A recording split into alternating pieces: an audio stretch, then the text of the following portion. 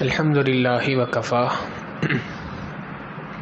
وسلام علی عبادہ الذین اصطفی اما بعد فاعوذ باللہ من الشیطان الرجیم بسم اللہ الرحمن الرحیم وَلَنَبْلُوَنَّكُمْ بِشَيْءٍ مِّنَ الْخَوْفِ وَالْجُوعِ وَنَقْصٍ مِّنَ الْأَمْوَالِ وَالْأَنفُسِ وَالثَّمَرَاتِ وَبَشِّرِ الصَّابِرِينَ سبحان ربک رب العزت عما یصفون وسلام علی المرسلین والحمد للہ رب العالمین اللہم صلی علی سیدنا محمد وعلی آل سیدنا محمد وبارک وسلم اللہم صلی علی سیدنا محمد وعلی آل سیدنا محمد وبارک وسلم اللہم صلی علی سیدنا محمد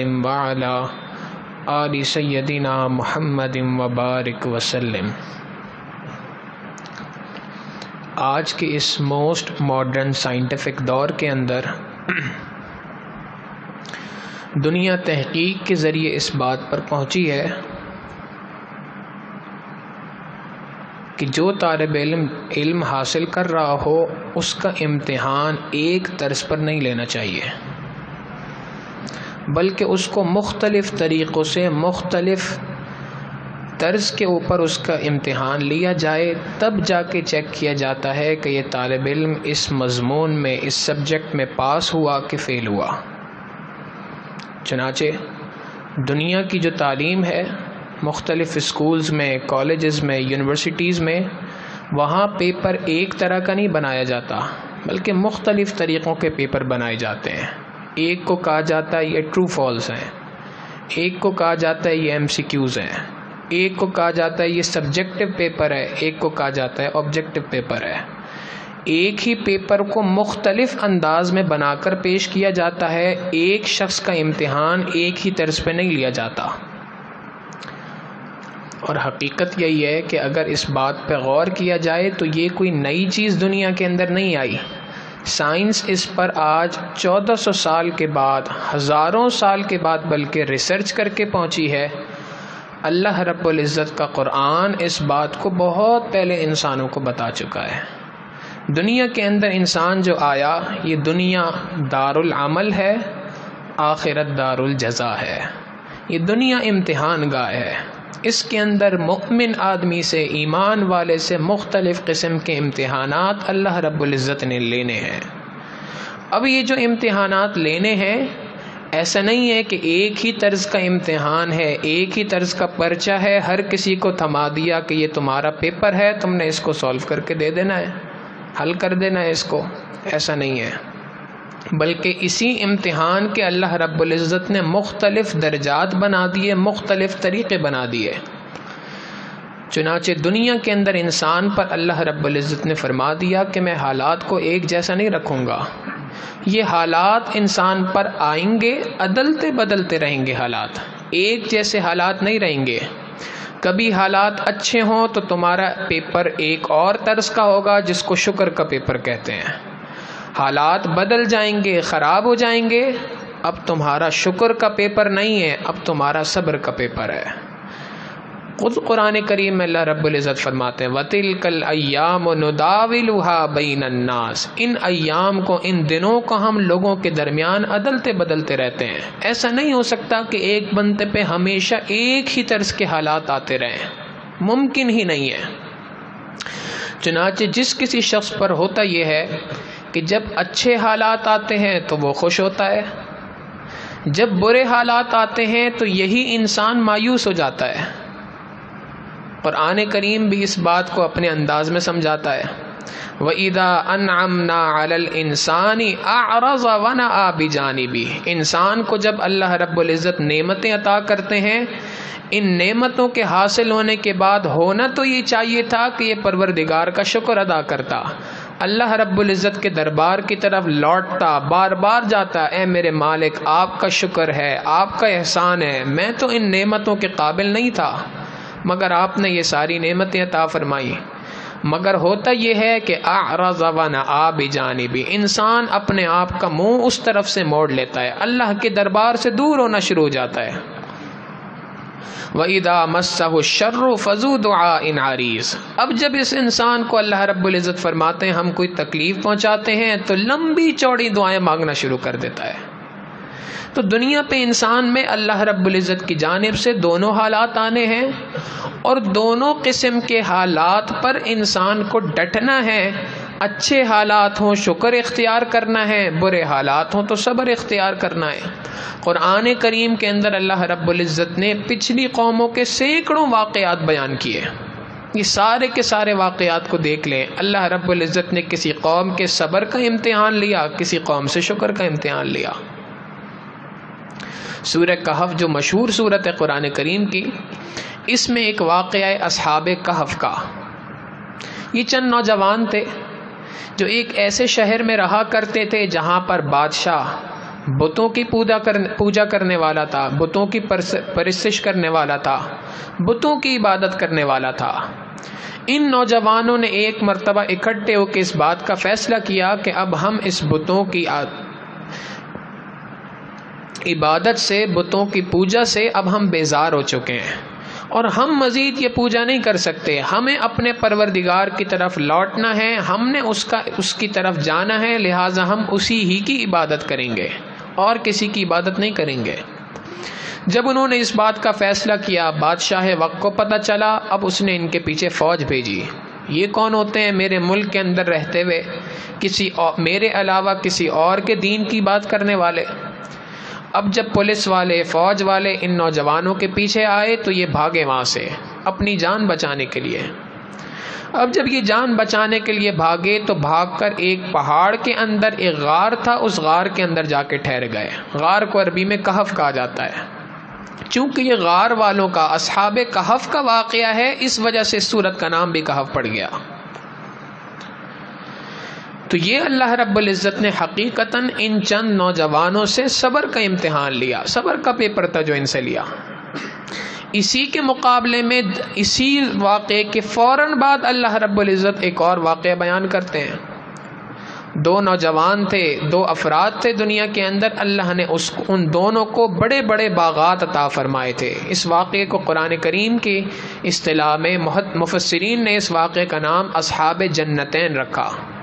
وَضْرِبْ لَهُمْ مَثَلَ الرَّجُلَيْنِ جَعَلْنَا لِأَحَدِهِمَا جَنَّتَيْنِ مِنْ أَعْنَابٍ، اللہ رب العزت نے ان دونوں افراد کو بڑے بڑے باغ عطا کیے تھے، اور ان باغ کے اندر بڑے بہترین قسم کے پھل لگا کرتے تھے۔ انگور کے باغات تھے، مختلف قسموں کے میوہ جات کے باغات تھے، پھلوں کے باغات تھے، اور ان باغات کے ساتھ ساتھ اللہ رب العزت نے ان کے ساتھ نہریں بھی بہا دی تھی۔ نہر بھی ہو، باغ بھی ہو، تو اس سے بڑی نعمت کوئی دوسری نہیں ہو سکتی اس جگہ پہ۔ اب ہونا تو یہ چاہیے تھا کہ یہ شکر ادا کرتے۔ ان میں سے ایک نے دوسرے سے کہنا شروع کر دیا، دیکھو میرا باغ تم سے زیادہ بہتر ہے، تم سے زیادہ اچھا باغ ہے، اس میں جو پھل بھی زیادہ اچھے لگتے ہیں، کوانٹٹی بھی اچھی ہے، کوالٹی بھی اچھی ہے۔ اس نے آگے سے کہا کہ اے میرے بھائی، اگر ایسا معاملہ ہے تو یہ من جانب اللہ ہے، اللہ کی جانب سے ہے۔ تمہیں یہ چاہیے کہ وَلَوْلَا إِذْ دَخَلْتَ جَنَّتَكَ قُلْتَ مَا شَاءَ اللَّهُ لَا قُوَّةَ إِلَّا بِاللَّهِ، جب تو اس جنت میں داخل ہو، اس باغ کے اندر داخل ہو، تو جو تجھے چاہیے کہ اس وقت پہ کہے کہ ما شاء اللہ، یہ تو اللہ رب العزت کا کرنا ہے، جب پروردگار چاہے اس چیز کو چھین سکتا ہے مجھ سے۔ ان ترانی انا اقل منک مالا وولدا، اگر اس نے ہم سے ہماری اولاد کو، ہمارے مال کو چھین لیا تو کیا کر سکتا ہے تو؟ جب اس نے یہ بات کہی تو اس کو سمجھ نہیں آئی، اس نے وہی کہنا شروع کر دیا جو آج کے زمانے میں لوگ کہتے ہیں، ہاں تم تو میری کامیابی سے جلو گی۔ اب اللہ رب العزت فرماتے ہیں کہ جب اس نے ہماری نعمت کا شکر ادا نہیں کیا، ایک دن وہ جب صبح کو اٹھ کے اپنے باغ میں گیا تو اس نے دیکھا سارے کے سارے باغ کے جو پھل تھے، جتنی چیزیں اس کے اندر لگی تھیں، سب کے سب جل کے راکھ ہو چکی ہیں، نہر جو تھی وہ سوکھ چکی ہے۔ یوں کہا جائے تو غلط نہیں ہوگا کہ اس زمانے کا سب سے بڑا بزنس لاس تھا۔ اس زمانے کا سب سے بڑا کاروباری خسارہ تھا۔ اللہ رب العزت قرآن کریم میں دونوں واقعات ہمیں بیان کر کے یہ بات ارشاد فرما رہے ہیں کہ دیکھو انسان پر ہم مختلف حالات بھیجتے ہیں، اگر صبر کا موقع ہو تو صبر کرنا، اگر یہ موقع شکر کا ہو تو شکر ادا کرنا۔ عام طور پہ لوگ شکر ادا کرنے میں بھی کوتاہی کرتے ہیں، مگر حقیقت یہ ہے کہ شاید کچھ فیصد افراد شکر تو ادا کر دیں، صبر کرنے کے اندر انسان بہت زیادہ کنجوسی کرتا ہے۔ علماء نے لکھا اول تو یہ کہ اللہ سے کبھی صبر مانگنا نہیں چاہیے۔ ہماری کیا اوقات ہے کہ ہم اللہ سے صبر مانگیں؟ اللہ رب العزت سے ہمیشہ خیر مانگنی چاہیے، اللہ سے ہمیشہ عافیت مانگنی چاہیے، اے اللہ عافیت نصیب فرما۔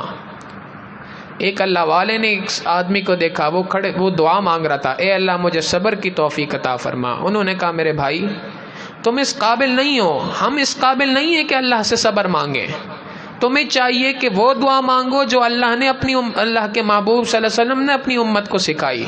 اللہم انا نسألک العفو والعافیہ فی الدین والدنیا والآخرہ، دین کے لیے بھی، دنیا کے لیے بھی، آخرت کے لیے بھی، اے اللہ میں تو آپ سے عافیت طلب کرتا ہوں۔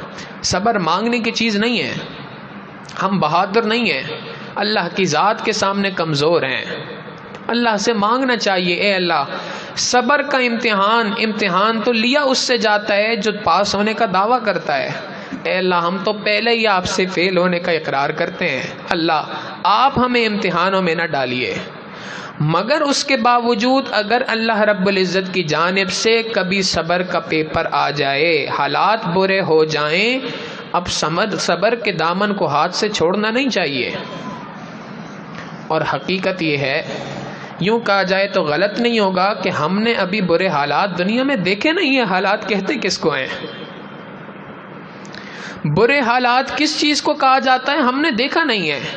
دنیا میں اگر لوگوں کی زندگیوں کو پڑھنا شروع کریں، لوگوں کے حالات کے ساتھ اگر آپس میں تقابل کرنا شروع کریں تو پتہ چلے کہ انسان کے برے حالات کہتے کس کو ہیں۔ اللہ نے ہمیں کس عافیت کے اندر رکھا ہوا ہے ان سے۔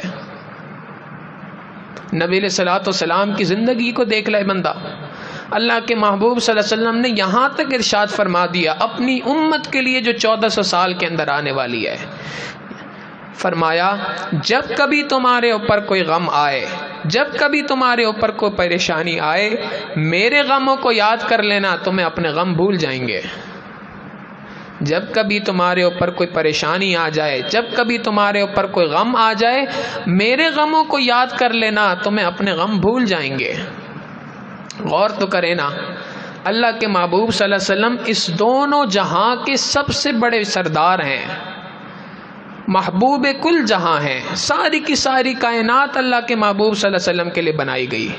وفات سے 5 دن پہلے تیز بخار ہوتا ہے، اور نبی علیہ الصلوۃ والسلام کی تیمارداری کرنے والے جو لوگ موجود ہیں وہ یہ بات چاہتے ہیں کہ اندھیرا ہو گیا ہے، کوئی چراغ جلایا جائے تاکہ اللہ کے محبوب صلی اللہ علیہ وسلم کو دوا دی جا سکے، عیادت کی جا سکے، جو اس وقت کی میڈیسنز تھیں وہ دی جا سکیں، دوائیاں دی جا سکیں۔ گھر کے اندر نہ چراغ تھا، گھر کے اندر نہ چراغ کا تیل موجود تھا، نہ تیل کے پیسے موجود تھے۔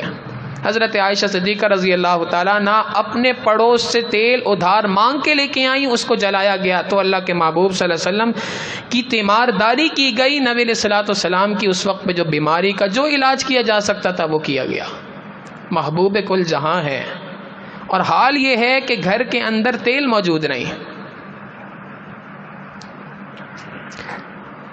نبی علیہ الصلوۃ والسلام آخری زمانے کے اندر بالکل یہ 4-5 دن ابھی وفات سے پہلے رہ گئے ہیں، 2 صحابہ کے کندھوں پر ہاتھ رکھ کر مسجد نبوی کے اندر تشریف لاتے ہیں، چلا نہیں جا رہا۔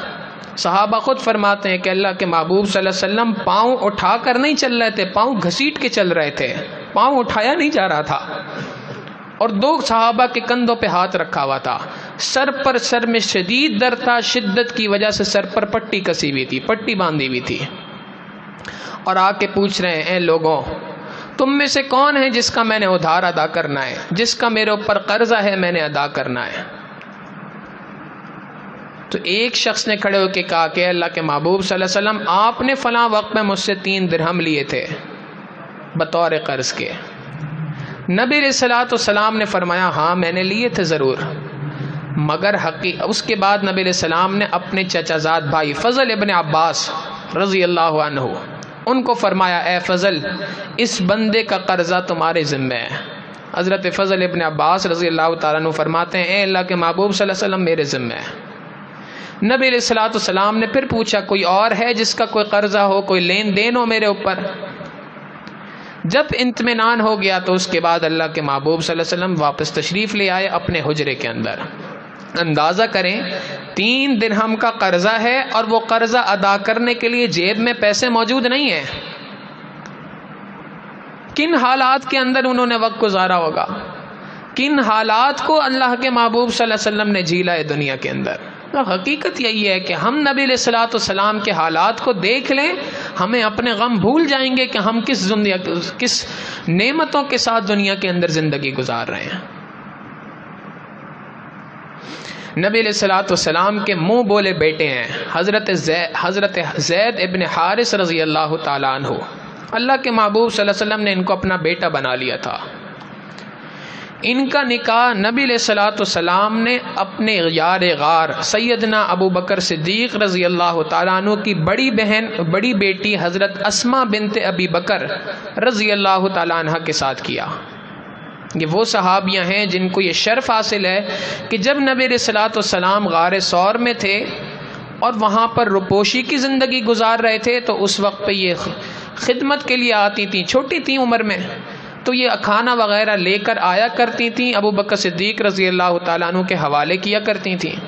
اور اسی درمیان میں ایک مرتبہ ابو جہل نے پکڑ لیا ان کو اور پکڑ کے کہا کہ تو ابو بکر کی بیٹی ہے، جہاں ابو بکر ہوگا وہاں پہ محمد الرسول اللہ ہوگا صلی اللہ علیہ وسلم، تو بتا تمہارا باپ کہاں ہے؟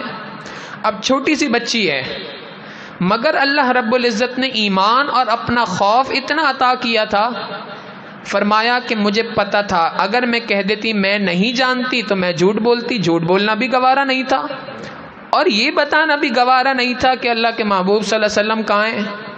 اندازہ کریں چھوٹی سی بچی ہے اور وہ کہتی ہے کہ مجھے یہ بات پتا تھی کہ اگر میں نے بتا دیا تو یہ چھوڑے گا نہیں، اور اگر نہیں بتایا تو میں جھوٹ تو بول نہیں سکتی، تو اس لیے کہہ دیا میں تجھے بتا نہیں سکتی کہاں پر ہیں۔ اس نے زور سے تھپڑ مارا، اتنی زور سے تھپڑ مارا، چھوٹی تھیں گر گئیں، اور کسی پہاڑ کے کسی پتھر کا کوئی کونا تھا وہ سر پہ لگا اور زخم بھی آ گیا، خون بہنے لگ گیا۔ اس نے بالوں سے پکڑ کے کھڑا کیا اور بتایا اور کہا کہ بتا تو، اگر تو نے نہیں بتایا میں تجھے جان سے مار دوں گا۔ انہوں نے آگے سے کہا کہ تو مجھے جان سے تو مار سکتا ہے، یہ مجھ سے نہیں اگلوا سکتا کہ ابو بکر صدیق میرے والد اور اللہ کے محبوب صلی اللہ علیہ وسلم کہاں ہیں۔ ان کے بیٹے اللہ رب العزت نے ان کو اولاد دی، ان کا نام تھا عبداللہ ابن زید رضی اللہ تعالیٰ عنہ۔ حجاج ابن یوسف کا دور ہے، یہ مسلمانوں کا بادشاہ تھا مگر انتہائی ظالم بادشاہ تھا، اس کا دور ہے، اور اس وقت پہ حضرت زید ابن ثابت رضی اللہ تعالیٰ عنہ انتقال کر چکے ہیں۔ بوڑھی ماں حضرت اسماء بنت ابی بکر رضی اللہ تعالیٰ عنہ موجود ہیں جن کی عمر تقریباً 100 سال ہے، بعض روایتوں میں 98 سال آتی ہے، بعض میں 93 آتی ہے، بعض میں 102 سال آتی ہے، تو 100 کے لگ بھگ عمر ہے۔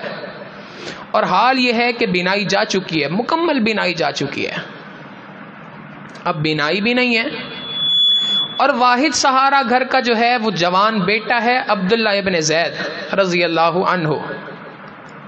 حجاج کی طرف سے اس بات کا حکم ملتا ہے کہ عبداللہ ابن زید چونکہ ہماری حکومت سے خوش نہیں ہے لہٰذا اس کو پکڑ کر پھانسی کے پھندے پہ لٹکا دیا جائے۔ اب پولیس والے فوج والے آتے ہیں پکڑنے کے لیے، عبداللہ ابن زید رضی اللہ تعالیٰ عنہ گھر کے اندر موجود ہیں اور یہ جانتے ہیں کہ پولیس کس کام کے لیے کس مقصد کے لیے آ رہی ہے۔ والدہ کے پاس آتے ہیں، امی جان میں جا رہا ہوں اور اب میری آپ کی ملاقات یہاں نہیں ہو سکتی، اب میری ملاقات آپ سے جنت میں ہوگی۔ اندازہ کریں 100 سال کی بوڑھی عورت ہو، اس کی بینائی بھی جا چکی ہو، اپنے بیٹے کو آخری مرتبہ دیکھنے کی خواہش بھی پوری نہیں کر سکتی، اور یہی جوان بیٹا اس کا واحد سہارا ہو اور اس کو پتہ ہے کہ یہ سہارا مجھ سے چھینا جا رہا ہے۔ اس وقت پہ فرمایا بیٹا انشاءاللہ جنت میں ملیں گے غم نہ کر، بس میری یہ خواہش ہے کہ تو میرے قریب آ جا تاکہ میں تجھے دیکھ نہیں سکتی، کم از کم تیرے جسم کی خوشبو تو سونگھ لوں گی۔ ان کے ماتھے پہ بوسہ دیا، پیار کیا اور رخصت کیا۔ اندازہ کریں ہم نے تو غم کوئی دیکھے نہیں، حقیقت یہ ہے غم کس کو کہتے ہیں ہمیں ابھی تک معلوم نہیں ہے۔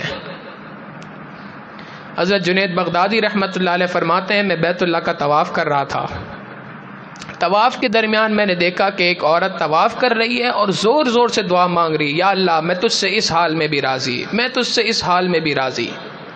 فرماتے ہیں کافی دیر گزر گئی تو مجھے ذرا تعجب ہوا، میں نے اس سے کہا کہ اے عورت، ایسی کون سی افتاد تجھ پہ ٹوٹ پڑی ہے جو تو ایسی بڑی بڑی باتیں کر رہی ہے کہ یا اللہ میں تجھ سے اس حال میں بھی راضی، زیب نہیں دیتا تمہیں؟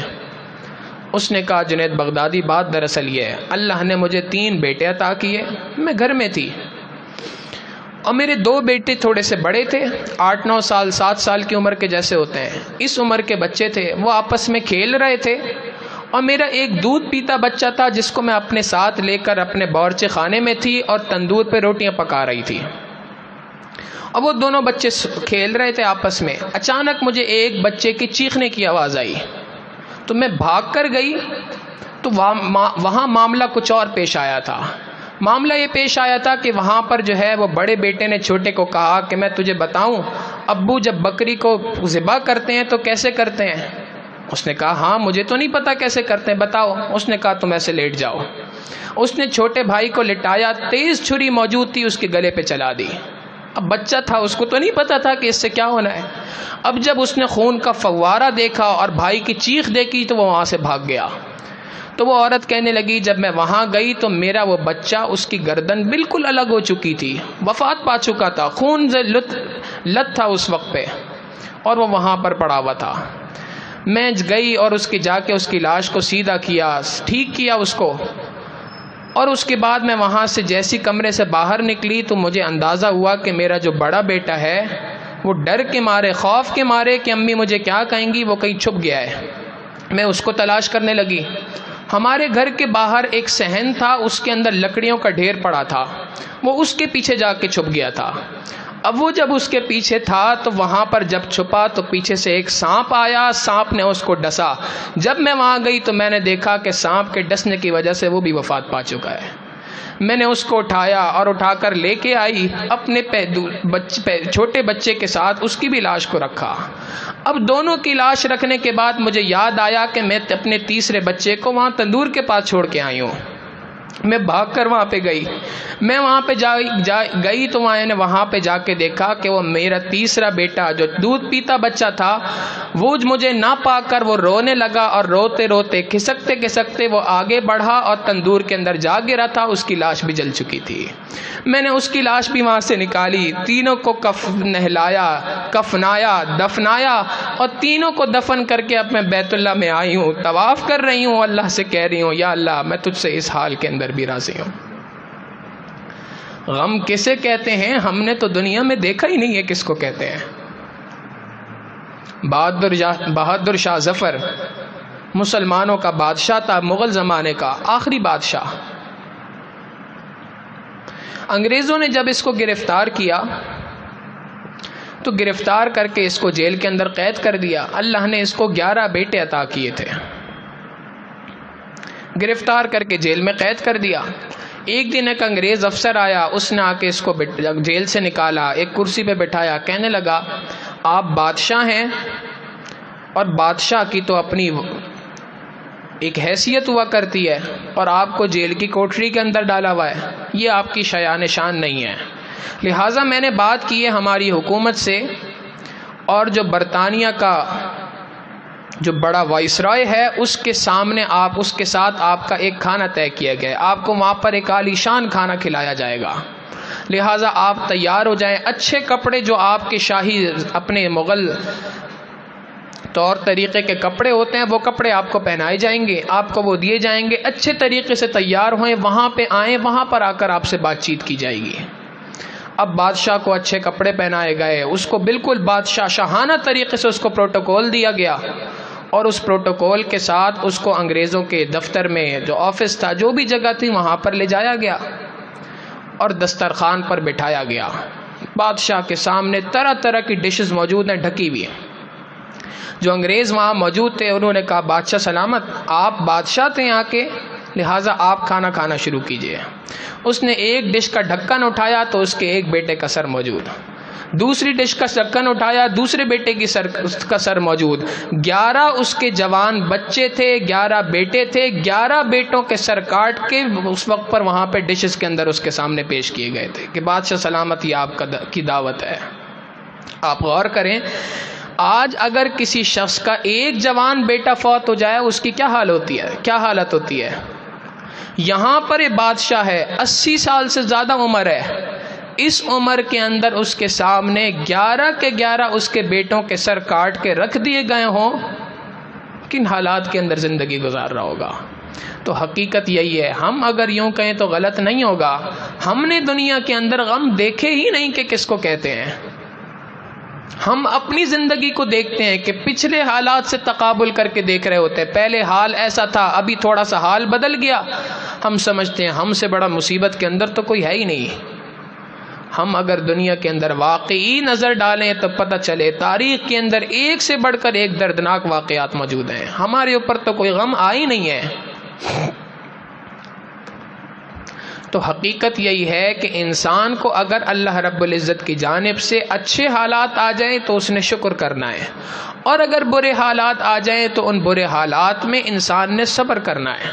یہ اللہ رب العزت کی جانب سے حکم ہے، اور اللہ رب العزت اس بات کا وعدہ انسان سے فرما چکے ہیں، انسان کو یہ بات کہہ چکے ہیں کہ ایسا نہیں ہو سکتا کہ تمہارے اوپر حالات ایک جیسے رہیں۔ وَلَنَبْلُوَنَّكُمْ بِشَيْءٍ مِّنَ الْخَوْفِ، ہم ضرور بالضرور تمہیں آزمائیں گے خوف دے کر، وَنَقْصٍ مِّنَ الْأَمْوَالِ، مال کے اندر کمی کر کے ہم تمہیں آزمائیں گے، والثمرات، پھلوں کے اندر کمی کر کے، والانفس والثمرات، جان کے اندر کمی کر کے، مال کے اندر کمی کر کے، پھلوں کے اندر کمی کر کے ہم تمہیں آزمائیں گے۔ تمہارے کرنے کا کام کیا ہے؟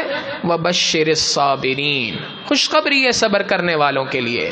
یہ صبر کرنے والے آدمی کے لیے خوشخبری اس لیے ہے، الَّذِينَ إِذَا أَصَابَتْهُم مُّصِيبَةٌ، کہ جب اس کے پاس اس کے اوپر کوئی مصیبت آتی ہے، کوئی پریشانی آتی ہے، قالوا، تو یہ کہتا ہے اِنَّا لِلَّهِ وَإِنَّا إِلَيْهِ راجعون، ہر کام اللہ رب العزت کے سپرد ہے، تمام کاموں کا کرنے والا فاعل حقیقی اللہ رب العزت ہی کی ذات ہے، اور ہم نے اسی کی جانب لوٹنا ہے۔